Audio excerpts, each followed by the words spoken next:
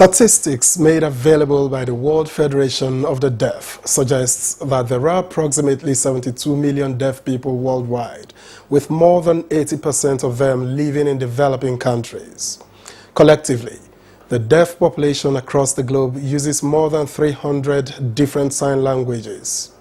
And back home, 25.5 million Nigerians are said to be living with disabilities, out of which 2.5 million are deaf. To make matters worse, up to 84% of deaf population in Nigeria remains undereducated and economically underdeveloped. Communication gap between deaf people, their hearing family members, and their immediate communities in Nigeria can therefore not be overemphasized. A high level of unconscious stigmatization of deaf persons in the country is caused by the communication gap between them and hearing people, except, of course, for few trained individuals. So, how might this widening gap be bridged? How can Nigeria achieve meaningful participation and total inclusiveness for the deaf and other people with disabilities in all spheres of life? These are some of our concerns on Nigeria Today. Welcome to the program. I am Victor Azul.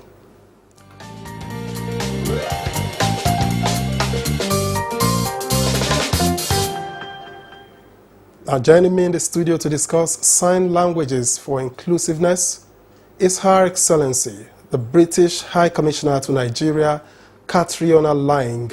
Ms. Lang, welcome to Nigeria Today. Thank you so much for having me on. It's a pleasure to be here. And I've also been joined by the Executive Secretary, National Commission for Persons with Disabilities, James Lalu. James, thank you for joining us. Thank you, thank you, thank you.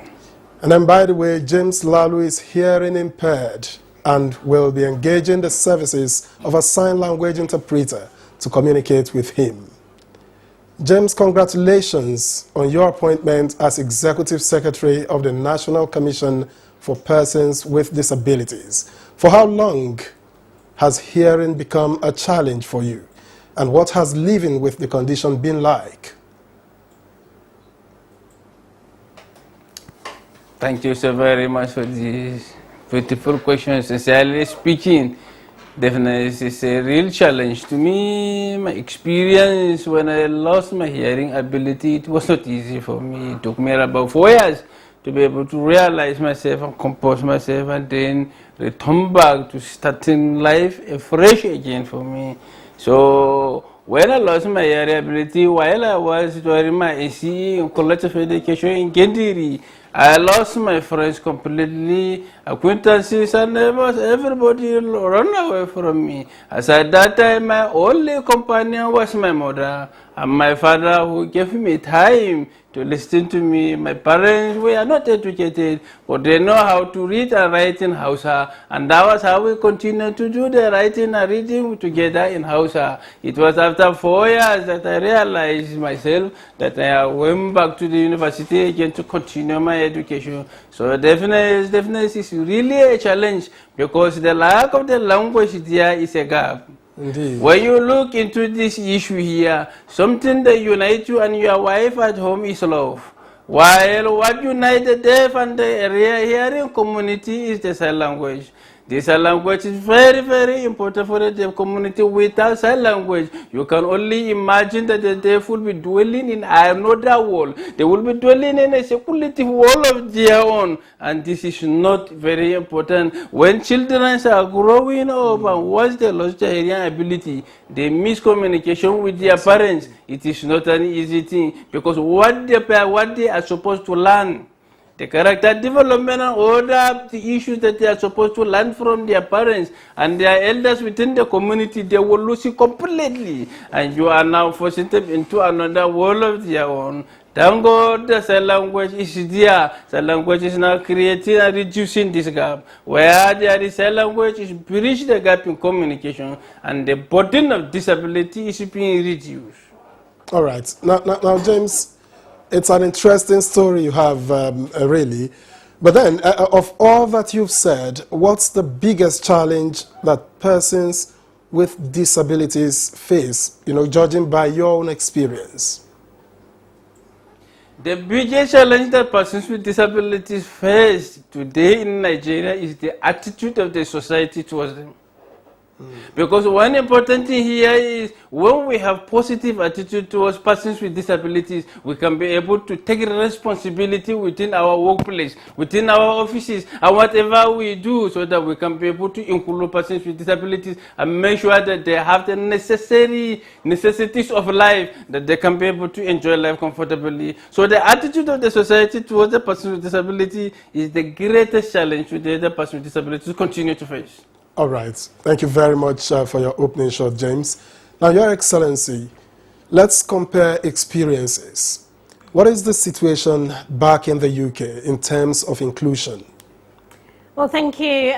It's a journey for us as well, and we haven't reached the destination yet. I think the first milestone for us was the Equalities Act, which outlaws discrimination again on grounds of gender, on grounds of race, but also on grounds of disability.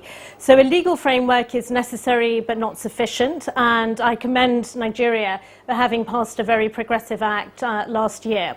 So that was step one for us. I think the really big change in terms of attitudes, as the Commissioner was talking about, for us was hosting of the Olympics and of course the Paralympics. And it made a huge difference in how people perceive disability and seeing more the ability rather than the disability. And I think the third big thing we did was to host the Disability Summit in 2018, where we brought together the world's leading experts and heard directly from people with disabilities themselves about what would make a difference. And what we heard was, number one, was about being treated with dignity and respect. Secondly, was about an inclusive education, and I'm sure we'll come on to this, and that's only possible if sign language becomes much more widely available. Thirdly, was about economic empowerment, and we're doing some work here with employers to try and encourage them to take on people with disabilities and not be frightened by this and have the confidence to do it. And then finally, it's about all those practical measures, whether it's transport, access for your wheelchair, making sure that we always include in a sign language interpreter when we have events, which just allow people, as Commissioner James said, to get on with their lives and lead fulfilling and interesting lives. Now, staying with you, how are you able to achieve the much that you talked about? How were you able to do that? So as I said, it's about leadership as well. We had a government that was willing to show leadership, as I said, by hosting the Paralympics, and we put as much emphasis on the Paralympics as on the Olympics, treating them equally. And the viewing figures were absolutely phenomenal. And it's a shame that we've got COVID this year, because we would have seen the Paralympics in Tokyo this year, and I think we set a very, very high bar. The other thing I think we've done is to show by example through the public sector. It's a very big priority for us to ensure that our employment opportunities are open to everyone, and we do make adjustments to enable people with disability, whether it's a hearing disability, blindness, whether you use a wheelchair, to enough adjustments in the workplace to enable people to come in. So the public sector is only one employer, but I think we can show leadership and ensure through the legal framework that it becomes illegal to discriminate against people with disabilities. Thank you very much indeed. And back to James. The National Commission for Persons with Disabilities, which you now heard, is a product of years of advocacy.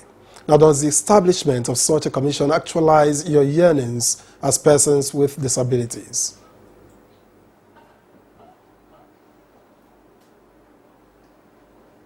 Thank you so very much. When you heard what Her Excellency is saying about leadership and taking responsibility. Now here in Nigeria we are coming up. His Excellency, the President of the Federal Republic today, have shown leadership. He is now taking responsibility by bringing the National Disability Act into place and bringing the National Disability Commission, the National Commission for Persons with Disabilities, now to implement the act. He does not only stop there, but he gave the key for the implementation of this act to persons with disabilities themselves.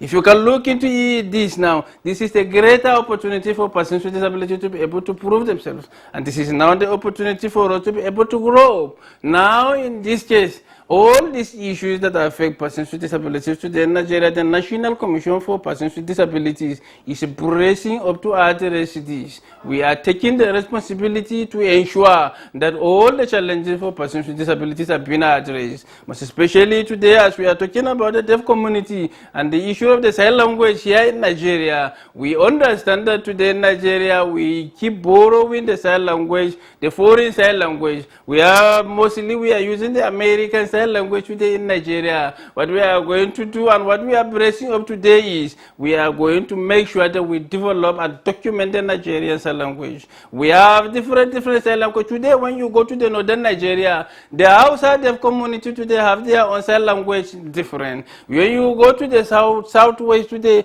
the Yoruba have their own sign language different. And when you go to southeast, they have their own sign language different. We have very intelligent, creative deaf people in Nigeria today. We are going to bring this intelligent deaf group in Nigeria very soon. We will bring them to constitute a team in Nigeria who are going to engage into deep research so that they can be able to develop sign language for Nigeria, harmonize these regional sign languages to be one. So that once we are able to have the Nigerian sign language, we are going to move on again to seek the approval of the president so that we are going to have the Nigerian sign language as a national sign language. We want to recognize this national sign language within Nigeria so that once we have that, it becomes mandatory in all government functions, all engagement of government and all public functions. We are going to have the sign language be interpreted for the deaf community so that everybody will have access to information at their own disposal so that nobody will be left behind. Well, I understand all of this, and indeed, I think it's important if you're able to harmonize so that you can, achieve the common purpose that you seek. Because I can imagine how challenging it might be having people from different parts of the country with their own different understanding of sign language and being able to take off. But that's something we'll have to talk about later. At this point, let's take a breather. Nigeria Today returns after we must have heard from the streets. Please stay.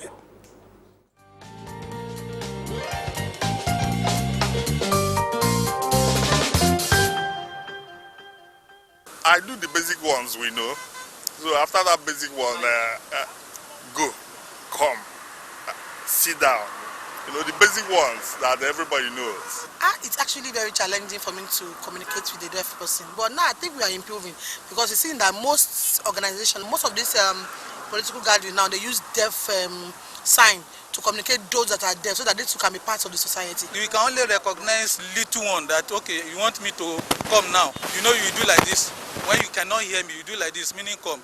Do like this, meaning go. All those simple ones, that is what ordinary person we understand. But by the time you now go to the school, for people who are deaf, when they go to the school, they understand more.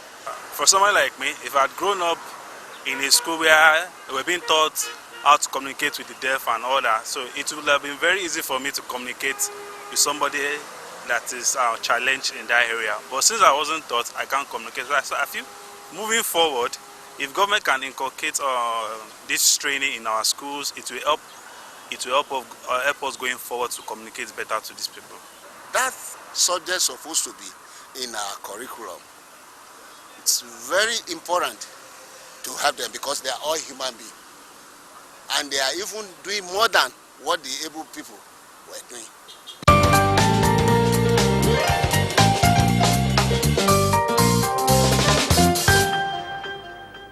Welcome back, and if you've just joined us, this is Nigeria Today on NTA News 24, and we've been talking about the International Day for Sign Languages and inclusion for all people. Now, Your Excellency, you've listened to the Vox Pop. Those are the day-to-day, everyday Nigerians. So what's your immediate reaction to the Vox Pop, and does it give insights into possible areas of support from the UK to achieve significant inclusiveness in Nigeria? Yeah, well, I think what struck me is that, people are interested, people are willing, people want to be able to communicate with each other. I think we just have to make it as easy as possible for that to happen, and that does need to start very, very young. And we heard at the event I hosted at my residence from a mother who felt very disempowered, very alone. So the first thing is we need to help the parents of deaf children to be very quickly learn sign language and how to communicate with their child. Secondly, we need to encourage children to learn, and I think it's probably unrealistic to have it mandatory in all schools, but one thing I want to do is to bring one of the interpreters into the primary school my child attends, just to give them a little bit of exposure and just to show you how easy it is. I mean, I just learned is preparation for this week. Nigerian Sign Language is for everyone. It's fun, actually, and I think children, if you approach it in that spirit, will be inspired. And I think Nigerians are very expressive. They like to use their facial expressions, and Nigerian Sign Language gives you a really good way to do that. I think Nigerians could be proud, could lead the way in, as Commissioner said, in coming behind one sign language which will unite the country, and to show the world, including the developing world, that this is something that we can really lead the way on. And as the UK government, we're here to support and help, and just to give one example of something we're doing is working with BBC Media Action on one of the soap operas to showcase people with disabilities and to explain to people that it is possible to include them in society, and everything from education to the workplace. So we're doing lots of stuff, but that's just one example. And how quickly do you intend to activate this? Well, I'm inspired by this week. So there's a whole bunch of stuff that I'm going to continue, that I will be actively doing. I'm going to be convening some of the leadership, James and others, to really talk through now how we can support him in his role. One priority for us is also, we're already doing this, but working with the business community, as I mentioned, to make it easy for them to understand that actually it's very economically savvy to open up your business to recruitment, to people with this huge talent that's out there that you might be missing. It's not that expensive to make the adjustments once you've understood how to do it, and it will also distinguish you as an employer, a good employer who's trying to be inclusive and open. So that's another area that I would like to work with the Commissioner on, is really encouraging the private sector to open their doors to people with disabilities and to be inclusive. Interesting. Now let me get back to James. James, what other areas can be explored to make things easier for the hard of hearing, particularly persons with disabilities, talking about those who are hard of hearing particularly, and generally persons with disabilities? Because I understand that he who wears the shoes knows where it pinches.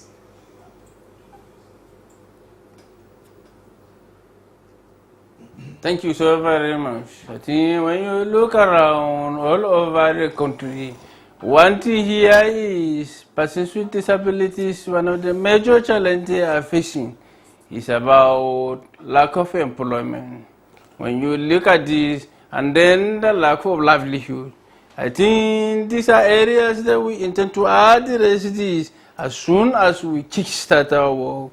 And then one of our major proposals here is in the next year, 2021, we are going to see how we can open windows for the employment of at least 20,000 persons with disabilities across the Federation. We want to engage the private sector, as the High Excellency is talking about. We will engage the private sector. We have a plan that sometimes the private sector see employment of persons with disabilities as important to them, because when you employ a person with disability, there are some assistive devices and some materials he may need to assist him in his place of work.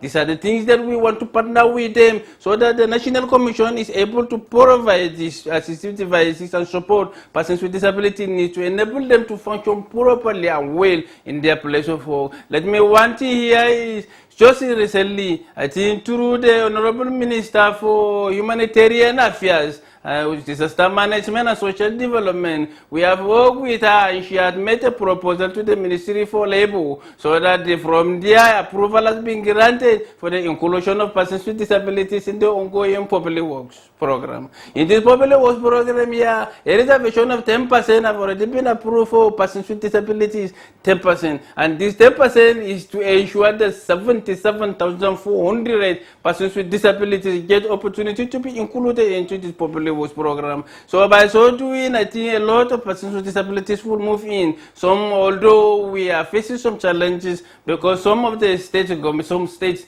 offices of that program are not absorbing persons with disabilities, but we are working with them right now from the national level here, so that instructions will go to all these states, so that our people will be absorbed into this program. And apart from the program, we are the Empower program today. The Minister for Humanitarian Affairs have already made reservation of 10% for persons with disabilities, and I think most of them have already applied for that Empower program. And by this 10% here, we are getting about 40,000 persons with disabilities to be enrolled into the program. So when you give this one here, one of our proposals for the next year is to get these 20,000 people with disabilities to get permanent job. When you look into the National Disability Act, it already made provision for 5% for employment opportunities for persons with disabilities. What this act is saying is, it is not that when you are doing new employment that you must carry this 5%, no. But the existing employment is what we are going to review it. We are going to partner with the Federal Character Commission to make sure that we review all this, so that the employment of persons with disabilities should become part of the federal character component. So once we have it as there, then we will review all these employment opportunities. Even you here in NTA, we will review your own job, so that we can see how many numbers of jobs you have here, how many percentage of persons with disabilities you have here. If you do not have them enough, we have specialized, we have competent persons with disabilities that can come in. One thing that the people need to understand is that persons with disabilities are more competent to do their job, and most of them are more reliable when you employ them. They will be punctual in their work, and they will stay in their work to exhibit, to demonstrate to the world that there is ability and disability. So this is something that I believe that employers of labor need to understand, and they know that person with disability. We will try to bring them in a round table alone, so that we can discuss this, so that they can understand the skills and the competencies that is hidden in the disability community, so that we can exploit it for our national growth. Thank you very much indeed, James. And I was just wondering while you were talking, does a day like this, by the way, dedicated to sign languages, does it make up for the disadvantages that you've had to endure? And my time is getting short. Please make it quick.